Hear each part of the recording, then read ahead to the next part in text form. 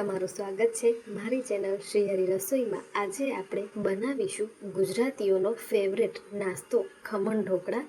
તો આ રેસીપીને સ્કીપ નહીં કરતા પૂરો વિડીયો જોજો, જેનાથી ખમણ તમારા એકદમ પરફેક્ટ બની અને તૈયાર થશે। તો ગુજરાતી સ્પંજી જાળીદાર ખમણ ઢોકળા બનાવવાનું શરૂ કરીએ। તો સૌ પ્રથમ મેં અહીંયા એક મોટું વાસણ લઈ લીધું છે, તેની અંદર 1 કપ ભરી અને હું પાણી એડ કરી રહી છું।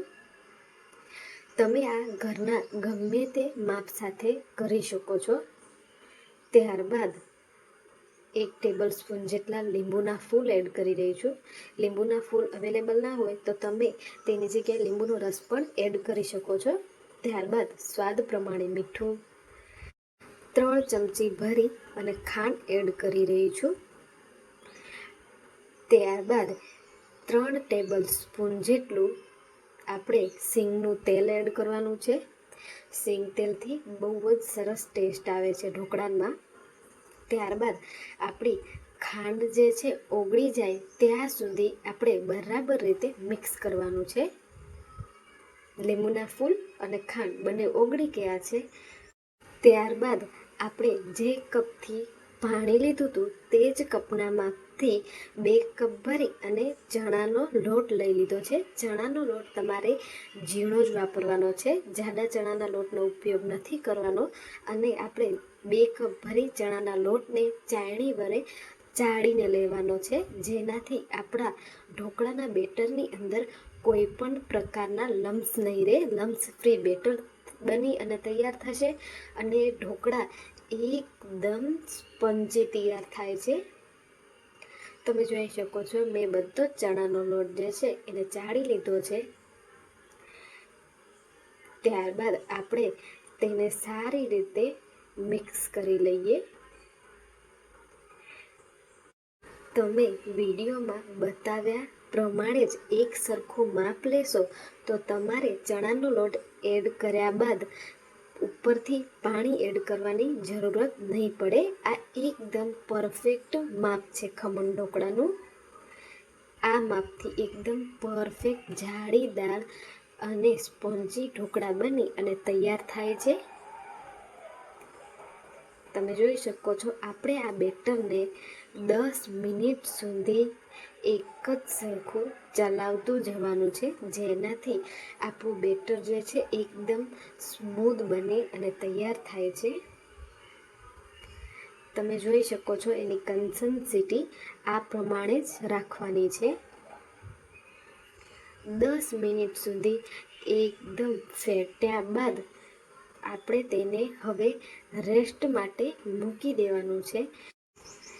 10 મિનિટ સુધી આપણે આ બેટરને રેસ્ટ માટે મૂકવાનું છે।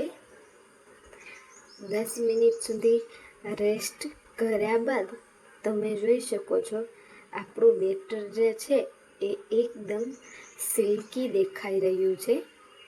તેને હવે એક વખત આપણે ચલાવી લઈએ।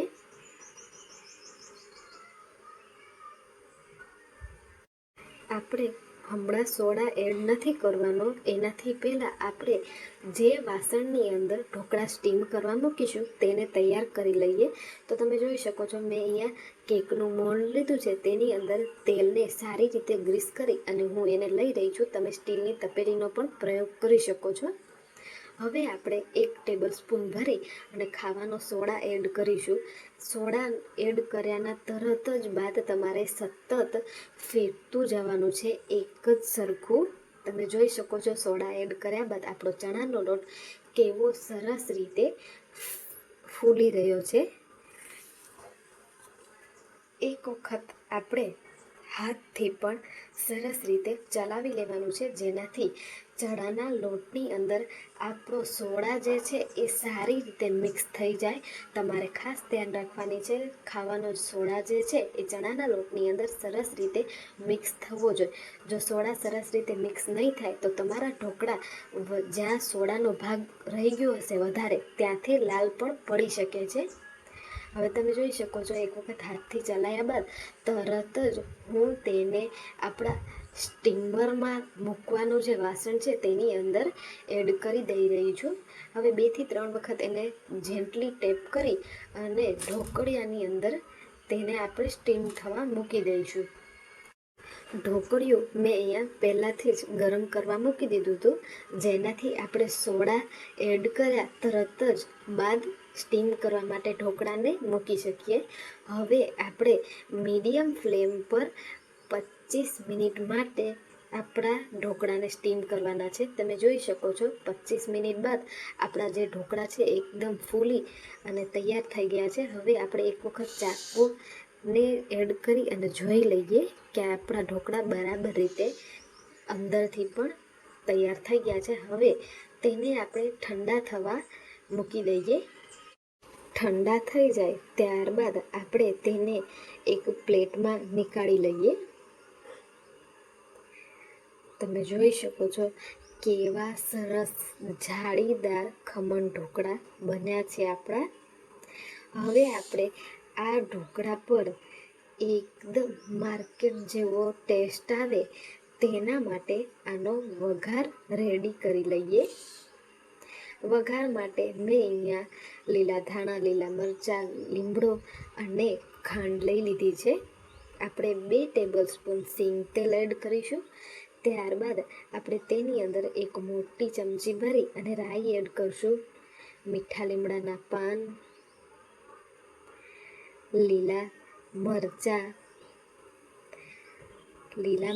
અને મીઠા લીમડાના પાનને સરસ રીતે આપણે સાતળી લઈએ, જેનાથી તેનો ટેસ્ટ જે છે એ વઘારમાં એકદમ સરસ રીતે આવી જાય. ત્યારબાદ પાણી એડ કરીને ખાંડ એડ કરી દઈશું. તમે ખાંડ તમારા ટેસ્ટ મુતાબિક નાખી શકો છો. જનરલી ખમણ ઢોકળા બજારમાં મળતા હોય છે તે સ્વીટ જ હોય છે, એટલે હું અહીંયા ખાંડનો પ્રયોગ વધારે કરી રહી છું. સરસ રીતે ચલાવ્યા બાદ આપણી ખાંડ જે છે એ ઓગળી જાય ત્યાં સુધી આપણે તેને સરસ રીતે ઉકાળી લેવાનું છે. આપણી ખાંડ જે છે એ ઓગળી જાય તેના તરત જ બાદ આપણે ગેસની જે ફ્લેમ છે એને ઓફ કરી દઈશું. તો આપણો વઘાર જે છે એ રેડી છે. હવે આપણે ઢોકળાના પીસીસ કટ કરી લઈએ. તમે ઢોકળા જે છે એ તમારા મરજી મુજબ કટ કરી શકો છો. બજારમાં ખમણ ઢોકળા જે છે એના પીસીસ મોટા જ મળતા હોય છે. હું અહીંયા મોટા પીસીસ કટ કરી રહી છું.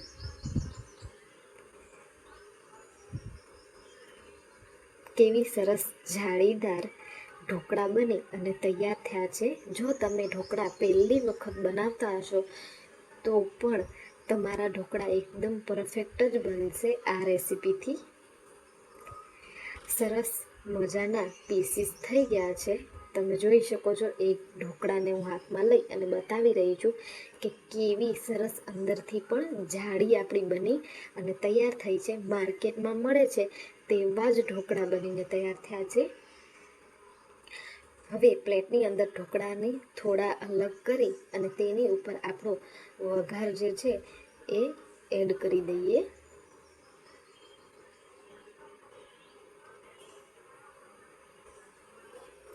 આ રીતે ઢોકળા બહુ જ સરસ સરળતાથી બની અને તૈયાર થઈ જાય છે. તો આ રેસીપીને એક વખત જરૂરથી ટ્રાય કરજો. લીલા ધાણા એડ કરી દઈએ. જોતાં જ ખાવાનું મન થઈ જાય તેવા આપણા ખમણ ઢોકળા બની અને તૈયાર થઈ ગયા છે. તમે જોઈ શકો છો કેવા સ્પંજી રસીલા ઢોકળા બની અને તૈયાર થયા છે. ખોલવામાં પણ અંદરથી કેવા સરસ જાળીદાર ઢોકળા બની અને તૈયાર થયા છે. તમે જોઈ શકો છો કેવા સરસ સોફ્ટ બન્યા છે. આપણા ઢોકળા બનીને તૈયાર છે, તેને સર્વ કરીએ.